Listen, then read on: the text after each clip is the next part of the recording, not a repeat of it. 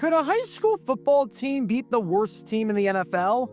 As ridiculous as that hypothetical scenario sounds, if you took a pretty good collection of high school football players and put them up against the worst team in the National Football League, would the high school team win the game?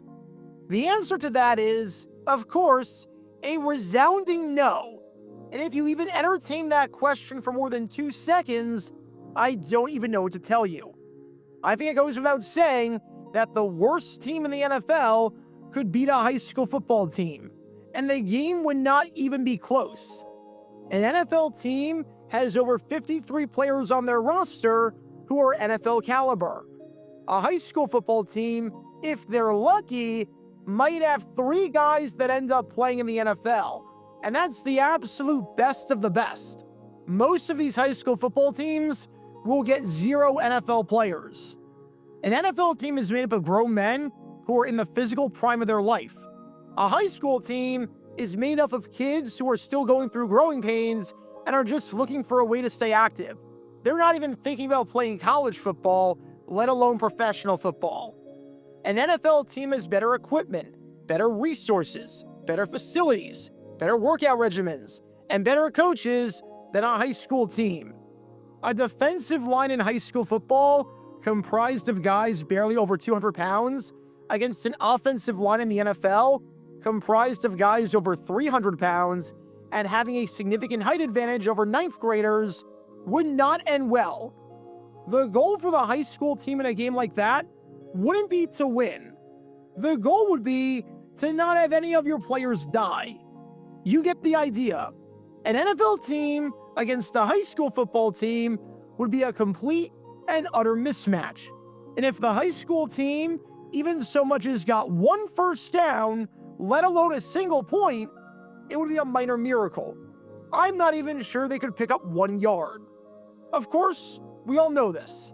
It doesn't take a rocket scientist to know that a very good high school team would not beat an NFL team. And obviously, we're never going to see that happen anytime soon for a variety of reasons. Nor do I really want to see that happen.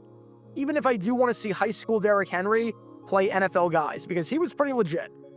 So why do I bring this up? Because in 1986, this actually almost happened. I kid you not. In 1986, the Green Bay Packers were so bad, as you've been watching through these lowlights, that a board in Wisconsin passed a resolution forcing the Packers to play a high school football team. And considering the fact that this is absolutely ridiculous, it deserves a deep dive today for how stupid it was nearly 40 years later. Because this is the story behind the time that the Green Bay Packers almost played a high school football team. Seriously. Make sure you hit that like button down below, subscribe, and turn on the notification bell so you don't miss a single video that we post on the channel. Because we post every single day on here about the weird and the wacky history of the NFL with stories like this one that you may not have heard of before. So if you like that sort of stuff, then this is definitely the place for you. Thanks in advance for liking and subscribing and for helping us grow this community. And with that in mind, let's talk about the one opponent that the Green Bay Packers could actually defeat.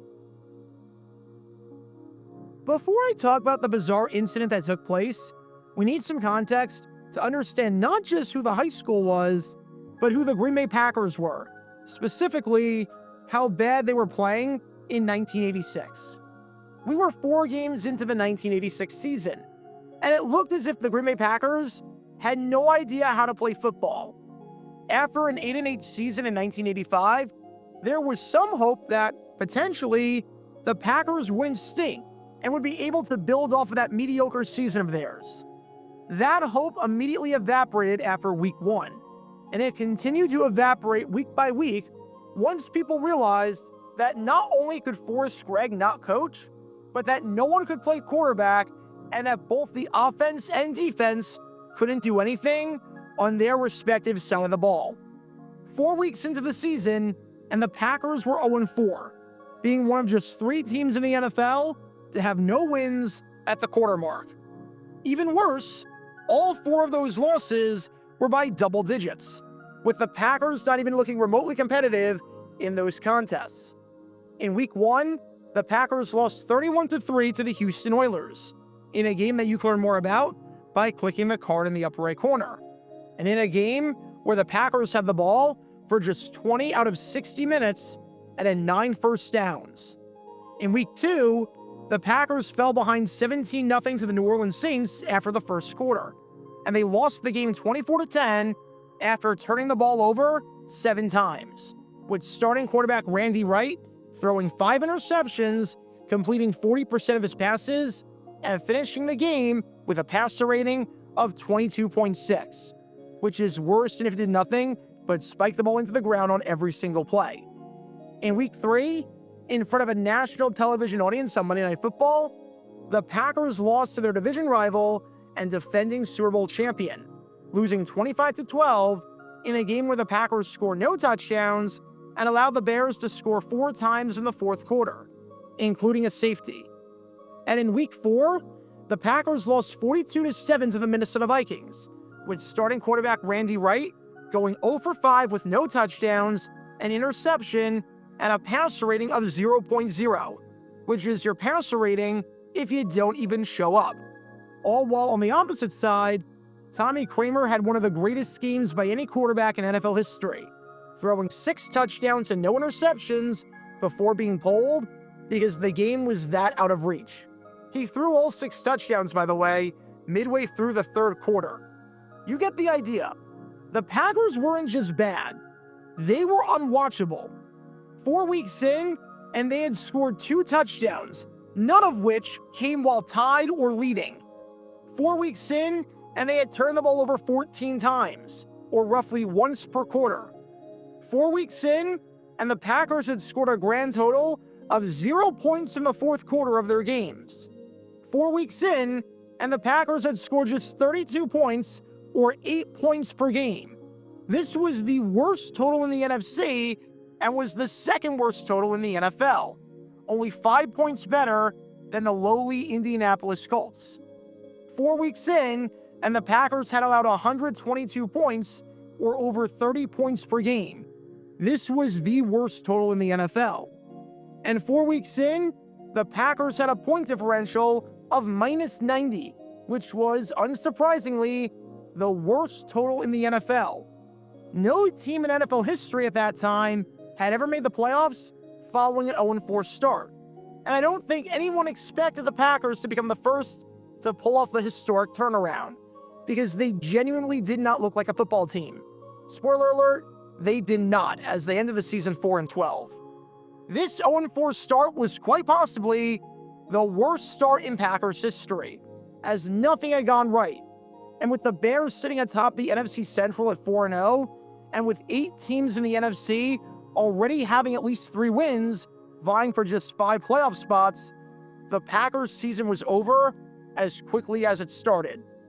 When your starting quarterback over the first 4 games of the season throws 1 touchdown and 8 interceptions and completes 43% of his passes and has a passer rating of 34 at the quarter mark, and when you're averaging under 70 yards per game on the ground, at a time when the league-wide average was close to 120 yards per game, you're not going to be winning too many football games.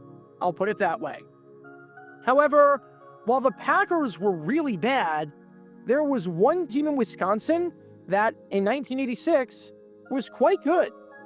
That team was this team right here, Little Chute High School, located in Little Chute, Wisconsin, a village of 12,000 people located about 25 miles away from Green Bay. And yes, I kid you not, this is actual footage of Little Chute High School football from the 1986 season. I have no idea why this exists and is available, but it is. I cannot believe I actually have video footage of this. The Mustangs were a really good football team in 1985, winning their conference championship for the 9th time since 1971, and were looking poised to win their 10th title in 1986, as they started the season 4-0.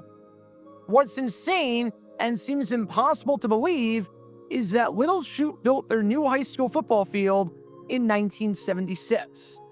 At the time of this incident, Little Chute had played 47 games there and had won all 47 of them. One of the craziest winning streaks ever, if I do say so myself. And Little Chute wasn't just winning games in 1986, they were dominating defensively. A lot of their games were super low scoring, but they were getting the job done. Against one opponent, they ran 65 plays compared to just 34 for the opposition.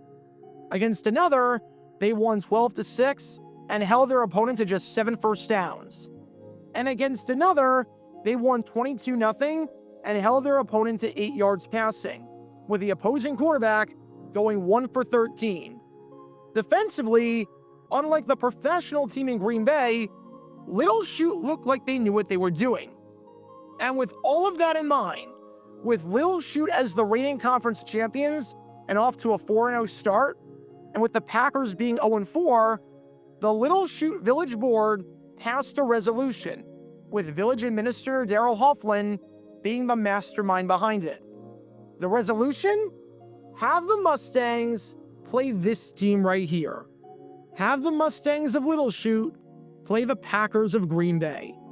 I kid you not, in a legitimate government meeting, resolution number 16 was passed, stating, whereas the Little Chute Mustangs have a 4-0 record this season, whereas the Green Bay Packers are 0-4 in the National Football League Central Division this season, be it resolved that the Village Board recommends that the Little Chute Mustangs challenge the Green Bay Packers to a game, or at least offer some suggestions.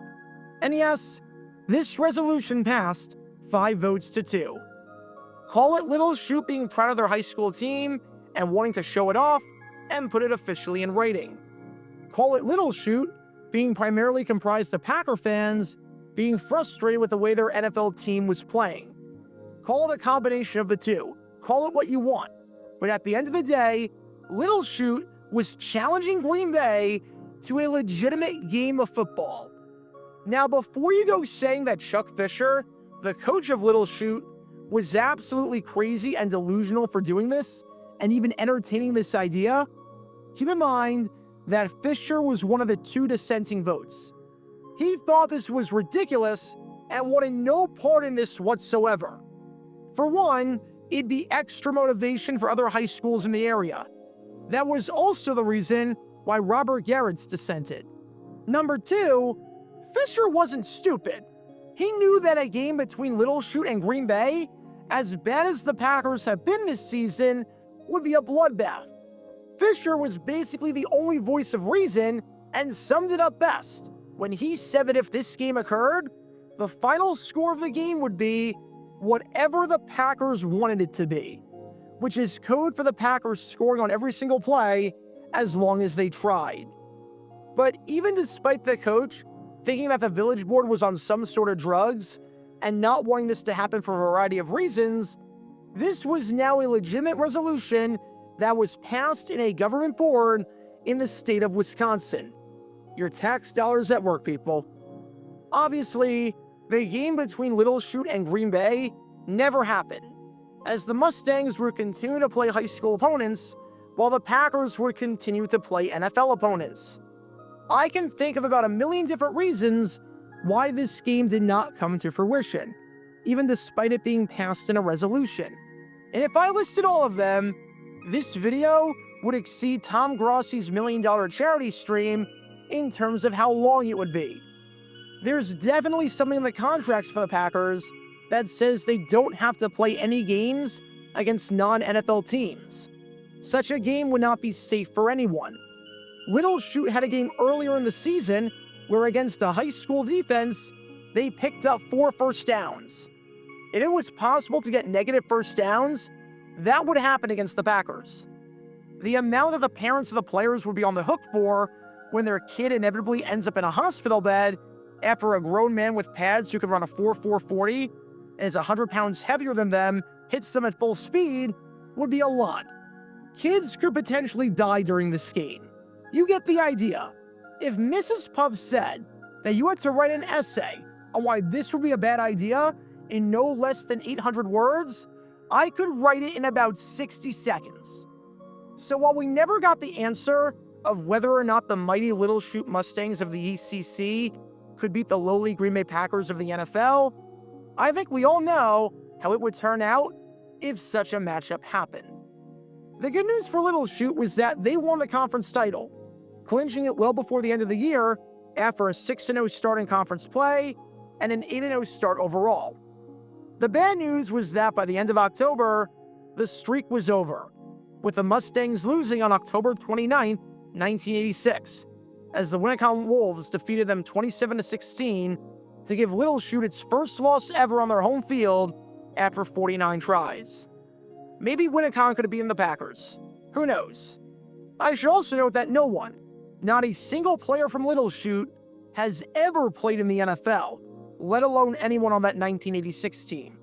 As while 199 Wisconsin high schools have sent at least one player to the NFL, including Marquette, who sent current Arizona Cardinals offensive lineman John Gaines and current running back Dario Ngubawale to the league, and Green Bay West, who sent Hall of Famer Arnie Herber and infamous Packers quarterback and first-round pick Jerry Taggy, who you can learn more about by clicking the card in the upper right corner. Little Chute was not one of them. Never have they had a player play professionally. So even if you made a team of the best players in Little Chute history, you would still have a team with 0 NFL players going up against a Packers team that has all NFL players. That would be a mismatch for the ages. So what's the moral of the story here? As bad as an NFL team might be, they are not, under any circumstances, losing to a high school football team made up of people who are not old enough to vote and not old enough to drive by themselves. The 1986 Green Bay Packers were atrocious, especially at the start of the season, as you've been watching and as you've seen throughout this video. But the score of a matchup between them and a high school football team would be, in the words of Little Chute head coach Chuck Fisher, whatever the Packers wanted it to be. It would make Georgia Tech Cumberland look like a close game. It would probably be 256-0. And the only reason it wouldn't be more is because in Madden, that's the maximum number of points the game lets you score because of how it's programmed. Because in 1986, when it came to the Little Chute Mustang Sallies, I think the Village Board needed to slow their Mustang down. Check out our live streaming schedule for the next few days. We're live every single day on this channel, whether we're covering a sporting event or playing GeoGuessr or just taking your requests. So make sure you like and subscribe and turn on the notification bell so you don't miss a single time that we go live and so that you can join this community. Also, thanks to all our members and our Patreon supporters who get exclusive perks like their name at the end of each video, members-only Q&A streams, and cool emojis to use on videos and during streams. See how you can join this community and become a member or a Patreon member by clicking the link in the description below.